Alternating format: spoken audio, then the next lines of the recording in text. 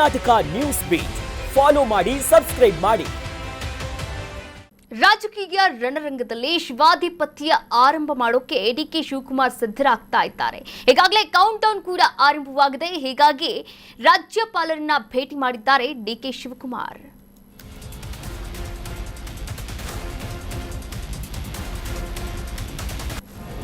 ಶಿವಾಧಿಪತ್ಯ ಆರಂಭಕ್ಕೆ count down ಆರಂಭವಾಗಿದೆ. ರಾಜ್ಯಪಾಲರನ್ನ ಭೇಟಿಯಾಗಿದ್ದಾರೆ DK Shivakumar. ತನ್ನ ಸಹೋದರರಾದಂತಹ ಡಿಕೆ ಸುರೇಶ್ ಅವರ ಜೊತೆಗೆ ಡಿಕೆ ಶಿವಕುಮಾರ್ ಭೇಟಿಯಾಗಿದ್ದಾರೆ ರಾಜ್ಯಪಾಲರನ್ನ. ರಾಜ್ಯಪಾಲರ ಜೊತೆ ಪ್ರಮಾಣ ವಚನ ದಿನದ ಬಗ್ಗೆ ಚರ್ಚೆಯನ್ನ ಕೂಡ ಮಾಡಿದ್ದಾರೆ. ಪದಗ್ರಹಣದ ದಿನಾಂಕ, ಸಮಯ, ಹಾಗೆ ರಾಜ್ಯಪಾಲರ ಲಭ್ಯತೆಯ ಬಗ್ಗೆ ಚರ್ಚೆಯನ್ನ ಮಾಡಲಾಗಿದೆ. ನೋಡಿ, ತಾತ್ಕಾಲಿಕ ವೇಳಾಪಟ್ಟಿಯ ಬಗ್ಗೆ ರಾಜ್ಯಪಾಲರ ಬಳಿ ಡಿಕೆ ಸುರೇಶ್ ಮತ್ತು ಡಿಕೆ ಶಿವಕುಮಾರ್ ಪ್ರಸ್ತಾಪವನ್ನ ಮಾಡಿದ್ದಾರೆ ಎನ್ನಲಾಗ್ತಾ ಇದೆ. 2-3 ದಿನಾಂಕಗಳ ಬಗ್ಗೆ ರಾಜ್ಯಪಾಲರಿಗೆ ಮಾಹಿತಿಯನ್ನ ಕೂಡ ಕೊಟ್ಟಿದ್ದಾರೆ. ಹಾಗಾದ್ರೆ ಆ 2-3 ದಿನಾಂಕಗಳು ಯಾವುದು? ಜೂನ್ 1ನೇ ತಾರೀಕು ಅಥವಾ ಜೂನ್ 3 ಅಥವಾ ಜೂನ್ 5, ಈ 3 ದಿನಾಂಕಗಳ ಬಗ್ಗೆಯೂ ಕೂಡ ರಾಜ್ಯಪಾಲರ ಬಳಿ ಮಾಹಿತಿಯನ್ನ ಪಡೆದುಕೊಂಡಿದ್ದಾರೆ. ಅವರು ಯಾವಾಗ ಲಭ್ಯತೆ ಇರ್ತಾರೆ ಈ ಬಗ್ಗೆಯೂ ಕೂಡ ಚರ್ಚೆಯನ್ನ ಮಾಡಿರುವಂಥದ್ದು. ಚರ್ಚೆಯ ಬಳಿಕ ಪ್ರಮಾಣ ವಚನದ ದಿನಾಂಕವನ್ನ ಕೂಡ ಘೋಷಣೆ ಮಾಡಲಾಗುತ್ತೆ.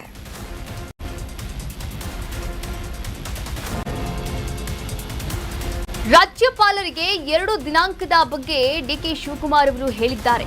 ಜೂನ್ 1 ಅಥವಾ ಜೂನ್ 5ರಂದು ಈ 2 ದಿನಾಂಕದ ಬಗ್ಗೆ ಚರ್ಚೆಯನ್ನ ಮಾಡಿದ್ದಾರೆ. ರಾಜ್ಯಪಾಲರ ಲಭ್ಯತೆಯ ಮೇರೆಗೆ 1 ದಿನಾಂಕವನ್ನ ಫಿಕ್ಸ್ ಮಾಡಲಾಗುತ್ತೆ. ಚರ್ಚೆಯ ನಂತರ 1 ದಿನಾಂಕವನ್ನ ಫಿಕ್ಸ್ ಮಾಡಲಿರ್ತಕ್ಕಂಥ ಡಿಕೆ ಶಿವಕುಮಾರ್ ಅವರು ರಾಜ್ಯಪಾಲರು ಕೂಡ ಅವರು ಅಂದ್ಕೊಂಡಿರ್ತಕ್ಕಂಥ ದಿನಗಳಾಗಿರ್ಬೋದು.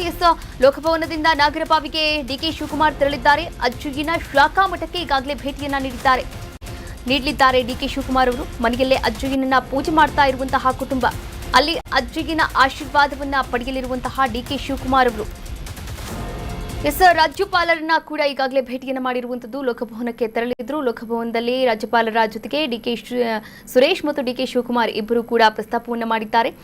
ಯಾವ ದಿನಾಂಕ ನೀವು ಲಭ್ಯವಿರ್ತೀರಾ? ನಾವು 3 ದಿನಾಂಕ ಅಂತ ಅನ್ಕೊಂಡಿದ್ದೀವಿ. ನಿಮ್ಮ ಲಭ್ಯತೆಯ ಬಗ್ಗೆ ನೀವು ಹೇಳಿದ್ರೆ ನಾವು ಆ ದಿನದಂತೆ ಕಾರ್ಯಕ್ರಮವನ್ನ ಫಿಕ್ಸ್ ಮಾಡ್ಕೊಳ್ತೀವಿ ಎನ್ನುವಂತಹ ಮಾಹಿತಿಯನ್ನ ಕೂಡ ಹಂಚಿಕೊಂಡಿರುವಂಥದ್ದು, ವಿಚಾರವನ್ನ ಪ್ರಸ್ತಾಪ ಮಾಡಿರುವಂಥದ್ದು. ಆನಂತರ ಲೋಕಭವನದಿಂದ ಸೀದಾ ಹೋಗ್ತಾ ಇರುವಂಥದ್ದು ನಾಗರಬಾವಿಗೆ ತೆರಳಿದ್ದಾರೆ ಡಿಕೆ ಶಿವಕುಮಾರ್ ಅವರು. ಅಜ್ಜಯ್ಯನ ಶಾಖಾ ಮಠಕ್ಕೆ ಭೇಟಿಯನ್ನ ಕೂಡ ನೀಡಲಿದ್ದಾರೆ ಡಿಕೆ.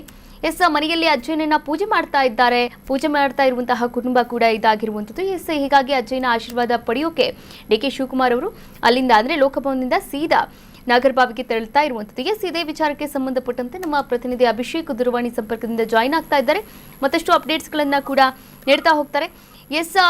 ಅಭಿಷೇಕ್, ಈಗಾಗಲೇ ರಾಜ್ಯಪಾಲರನ್ನ ಕೂಡ ಡಿಕೆ ಶಿವಕುಮಾರ್ ಅವರು ಹಾಗೆ ಡಿಕೆ ಸುರೇಶ್ ಅವರು ಕೂಡ ಭೇಟಿ ಮಾಡಿದ್ದಾರೆ. ಯಾವ ದಿನಾಂಕ ಲಭ್ಯತೆಯ ಬಗ್ಗೆಯೂ ಕೂಡ ಚರ್ಚೆಯನ್ನ ಮಾಡಲಾಗಿರುವಂಥದ್ದು. ಇದು ಒಂದು ವಿಚಾರ. ಆದ್ರೆ ಇನ್ನು ಅಜ್ಜಯ್ಯನ ಪರಮ ಭಕ್ತರು ಅಂತಾನೆ ಹೇಳ್ಬೋದು ಡಿಕೆ ಶಿವಕುಮಾರ್ ಅವರು. ಲೋಕಭವನದಿಂದ ಸೀದಾ ನಾಗರಬಾವಿಗೆ ತೆರಳಿದ್ದಾರೆ. ಈ ವಿಚಾರಕ್ಕೆ ಸಂಬಂಧಪಟ್ಟಂತೆ ಸದ್ಯಕ್ಕೆ ಏನು ಅಪ್ಡೇಟ್ಸ್ ಇದೆ ಅಭಿಷೇಕ್? ಕಾವ್ಯ, ಇದು ಕಾಂಗ್ರೆಸ್ ಪಕ್ಷದಲ್ಲಿ ಇನ್ನು ಶಾಸಕಾಂಗ ಸಭೆ ಸಂಜೆ 4 ಗಂಟೆಗೆ ನಿಗದಿ ಆಗಿರುವಂತದ್ದು. ಅದಕ್ಕೂ ಮುನ್ನ ಡಿಕೆ ಶಿವಕುಮಾರ್ ಅವರು ಲೋಕಭವನಕ್ಕೆ ತೆರಳಿ ಅಲ್ಲಿ ರಾಜ್ಯಪಾಲರನ್ನ ಭೇಟಿ ಮಾಡಿರುವಂತದ್ದು. ಕಾರಣ ಏನು, ಸರ್ಕಾರ ರಚನೆ ಮತ್ತು ಸಂಪುಟ ಪುನರ್ರಚನೆಗೆ ಒಂದಷ್ಟು ಕಸರತ್ತು ಒಂದು ಕಡೆ ಆಗ್ತಿದ್ರೆ, ಮತ್ತೊಂದು ಕಡೆ ರಾಜ್ಯಪಾಲರ ಒಂದು ಅವೈಲಬಿಲಿಟಿ ಯಾವಾಗ ಇರುತ್ತೆ ಅನ್ನುವಂತ ಒಂದು ವಿಚಾರವನ್ನ ಸ್ಪಷ್ಟತೆ ತೆಗೆದುಕೊಳ್ಳಲು ಡಿಕೆ ಶಿವಕುಮಾರ್ ಮತ್ತು ಆತರ ಸಹೋದರಾಗಿರ್ತಕ್ಕಂಥ ಡಿಕೆ ಸುರೇಶ್ ಹಾಗೂ ಶಾಸಕ ಕುಣಿಗಲ್ ರಂಗನಾಥ್ ಅವರು ಲೋಕಭವನಕ್ಕೆ ತೆರಳಿ ರಾಜ್ಯಪಾಲ ತಾವರ್ ಚಂದ್ ಗೆಹ್ಲೋಟ್ ಅವ್ರನ್ನ ಭೇಟಿ ಮಾಡಿರುವಂತದ್ದು. ಯಾಕಂತಂದ್ರೆ ಇಂದು ಮಧ್ಯಾಹ್ನ ರಾಜ್ಯಪಾಲರು ಕೂಡ ಬೆಂಗಳೂರಲ್ಲಿ ಇರೋದಿಲ್ಲ. ಹಾಗಾಗಿ ಮುಂದಿನ ಒಂದು ದಿನಾಂಕ ಯಾವಾಗ ಇರುತ್ತೆ, ಯಾಕಂದ್ರೆ ಸರ್ಕಾರ ಇವಾಗ ಶಾಸಕಾಂಗ ಸಭೆಯಲ್ಲಿ ಶಾಸಕನ ನಾಯಕನ ಅಧಿಕೃತವಾಗಿ ದಿನ ಘೋಷಣೆ ಆಗುತ್ತೆ, ನಾಯಕನ ಒಂದು ಘೋಷಣೆ ಆಗುತ್ತೆ. ಅದಾದ ನಂತರ ಮುಂದಿನೊಂದು ಪ್ರಕ್ರಿಯೆಯಾಗಿ ಡಿಕೆ ಶಿವಕುಮಾರ್ ಯಾವ ಒಂದು ದಿನಾಂಕದಲ್ಲಿ ರಾಜ್ಯಪಾಲರು ಸಿಗ್ತಾರೆ ಅನ್ನುವಂತ ವಿಚಾರವಾಗಿ ನೇರವಾಗಿ ರಾಜ್ಯಪಾಲರನ್ನೇ ಭೇಟಿಯಾಗಿರುವಂತದ್ದು. ಈ ಒಂದು ಸಂದರ್ಭದಲ್ಲಿ ರಾಜ್ಯಪಾಲರು ಕೂಡ 1-2 ಡೇಟ್ ಗಳನ್ನ ಕೊಟ್ಟಿದ್ದಾರೆ. ಅಂದ್ರೆ ಜೂನ್ 1ನೇ ತಾರೀಕು, ಜೂನ್ 3ನೇ ತಾರೀಕು ಹಾಗೂ ಜೂನ್ 5ನೇ ತಾರೀಕಲ್ಲಿ ಈ 3 ಡೇಟ್ಗಳಲ್ಲಿ ಒಂದು ಫಿಕ್ಸ್ ಮಾಡ್ಕೊಳ್ಳಿ ಅನ್ನುವಂತ ಒಂದು ಮಾತನ್ನ ರಾಜ್ಯಪಾಲರು ಹೇಳಿದ್ದಾರೆ. ಡಿಕೆ ಶಿವಕುಮಾರ್ ಕೂಡ ಆ ಒಂದು ಡೇಟ್ ಅಲ್ಲಿ ಸಮ್ಮತಿಸಿ ಅಲ್ಲಿಂದ ಏನು ಲೋಕಭವನದಿಂದ ತಕ್ಷಣವೇ ನಾಗರಬಾವಿಲಿ ಇರ್ತಕ್ಕಂತ ಏನು ಅಧ್ಯಯನ ಒಂದು ಶಾಖಾ ಮಠಕ್ಕೆ ತೆರಳಿದ್ದಾರೆ. ಯಾಕಂತಂದ್ರೆ ರಾಜ್ಯಪಾಲರು ಈ ಒಂದು 3 ಡೇಟ್ ಕೊಟ್ಟಿರುವ ಬೆನ್ನಲ್ಲೇ ಆ ಒಂದು 3 ಡೇಟ್ ಅಲ್ಲಿ ಶುಭ ಮುಹೂರ್ತ ಯಾವಾಗ ಅನ್ನುವಂತ ಒಂದು ಪ್ರಶ್ನೆಗೆ ಉತ್ತರ ಕಂಡುಕೊಳ್ಳಲು ಅಧ್ಯಯನ ಒಂದು ಶಾಖಾ ಮಠಕ್ಕೆ ಅಂದ್ರೆ ನಾಗರಬಾವಿಲಿ ಇರತಕ್ಕಂತ ಒಂದು ಈ ಒಂದು ಶಾಖಾ ಮಠಕ್ಕೆ ತೆರಳಿರುವಂತದ್ದು. ಅವ್ರ ಜೊತೆಗೆ ಸಹೋದರಾಗಿರ್ತಕ್ಕಂಥ ಡಿ.ಕೆ. ಸುರೇಶ್ ಕೂಡ ಪ್ರಯಾಣವನ್ನ ಬೆಳೆಸಿದ್ದಾರೆ. ಅಲ್ಲಿ ಈ ಒಂದು ವಿಚಾರಕ್ಕೆ ಸಂಬಂಧಪಟ್ಟಂತೆ ಒಂದಷ್ಟು ಸ್ಪಷ್ಟತೆ ಮತ್ತು ಒಂದಷ್ಟು ಶುಭಗಳಿಗೆ ಒಂದು ಮುಹೂರ್ತ ಯಾವುದು ಅನ್ನುವಂತ ಒಂದು ನಿಟ್ಟಿನಲ್ಲಿ ಡಿ.ಕೆ. ಶಿವಕುಮಾರ್ ಉತ್ತರವನ್ನ ಕಳ್ಕೊತಾರೆ. ಅಲ್ಲಿಂದ ನೇರವಾಗಿ ಮತ್ತೆ ಸದಾಶಿವನಗರಕ್ಕೆ ಬಂದು ಎಂದಿನಂತೆ ತಮ್ಮ ಒಂದು ಪ್ರಕ್ರಿಯೆಗಳನ್ನ ಆರಂಭಿಸ್ತಾರೆ. ಕಾವ್ಯ. ಥ್ಯಾಂಕ್ ಯು ಅಭಿಷೇಕ್, ತಮ್ಮೆಲ್ಲ ಡೀಟೇಲ್ಸ್ಗಾಗಿ ಧನ್ಯವಾದಗಳು.